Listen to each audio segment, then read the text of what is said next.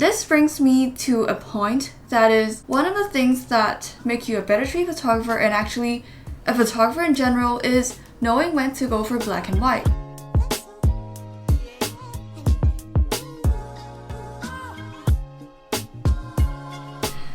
Hello photographer, welcome back to my channel. It's Belinda, and this is where we talk all about photography, from inspiration to camera techniques to editing skills, so that you could take better photos. Now, if you have been with me on my channel for a while now, you probably really love point of view street photography videos, and of course I really love creating them for you as well.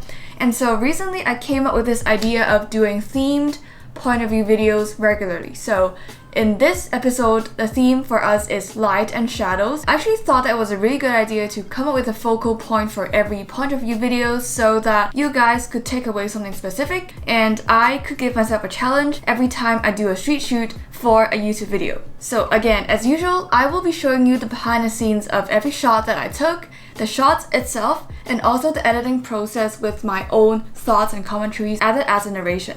So without further ado, let's dive right in. Firstly, let's go through the settings.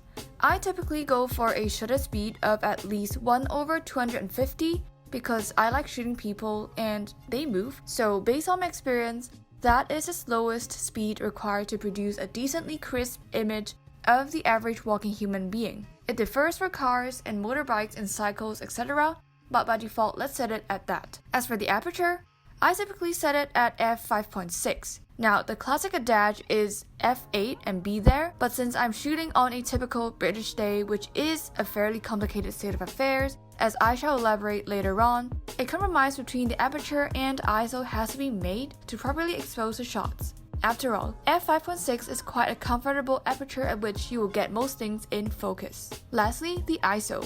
Since it is an overcast day, I had to set it to 320. I would rather use a wider aperture than increasing the ISO. Alrighty, good to go.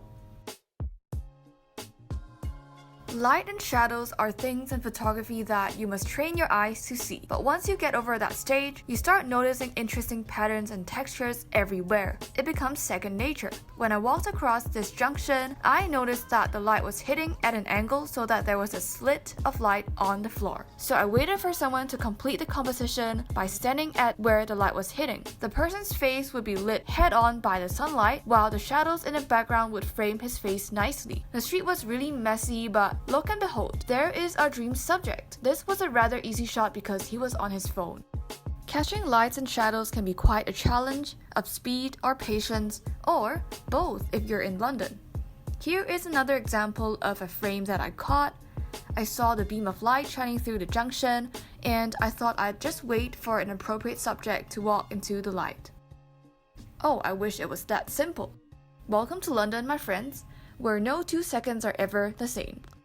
Firstly, the timing of the traffic cuts off at such an awkward interval that allows you enough time to notice good frames, but cars just start entering the scene once you pick up the camera. And it's not just the traffic. Even the clouds, they seem to move faster over here. 1 second the sun was intensely hitting the scene, and the next it's gone. So there goes my frame too.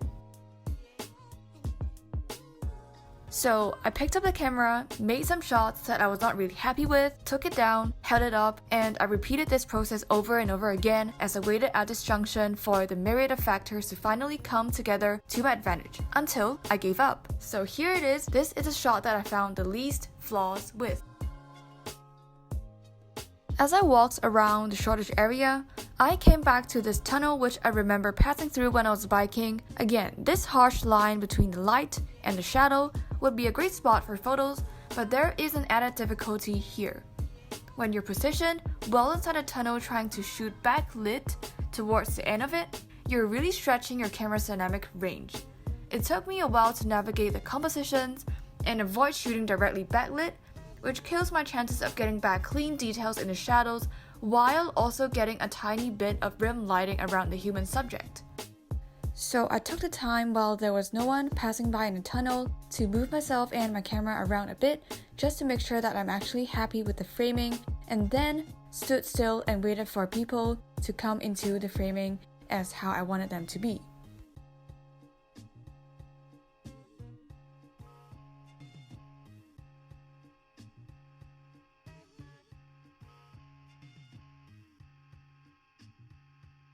It was approaching lunchtime as I reached the office building area next to the Spitalfields Market, and people were getting out of the building to grab food. Based on what I've seen, people in London mostly eat alone, so this makes for an amazing minimal, geometric shot featuring a suited up Londoner walking into the void. Well, this shot is so minimalistic that I literally just summed it up in words. So this was an okay shot, but I would prefer including the tip of the lit up floor into the composition as well. So I waited for another passerby to cross into that specific part of the floor, and voila, here it is. And this was a really quick shot because I already noticed the strands of light when I was on my previous shot, if that makes sense, and I kind of already saw the composition. And this person walked into the frame at such an opportune time that I just took one shot and called it a day. Let's start with this one. The main thing with this shot was to lift the shadows, as I've said, and reduce the highlights to retain more details.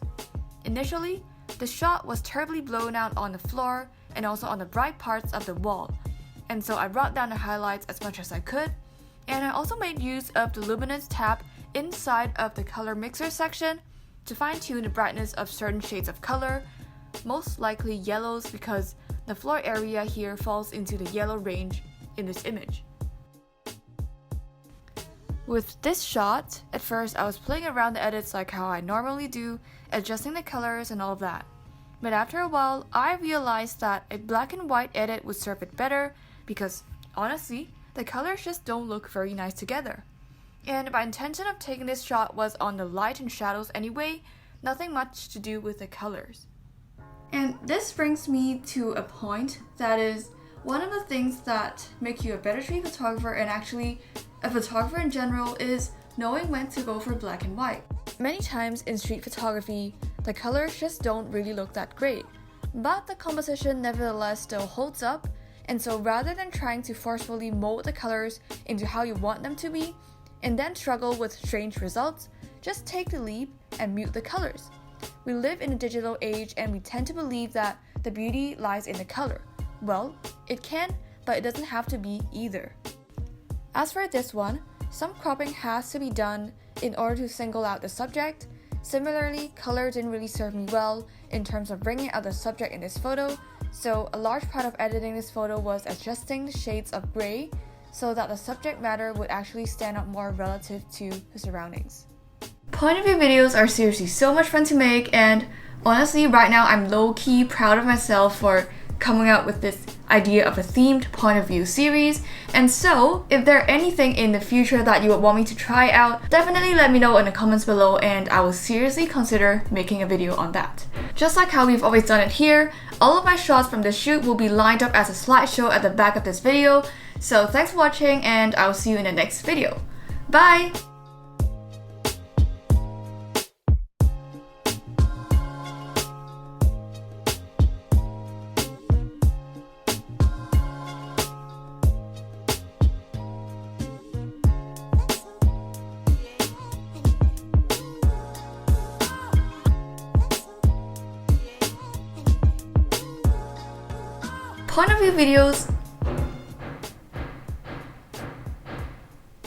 Point of view videos are really so much fun to make, and I'm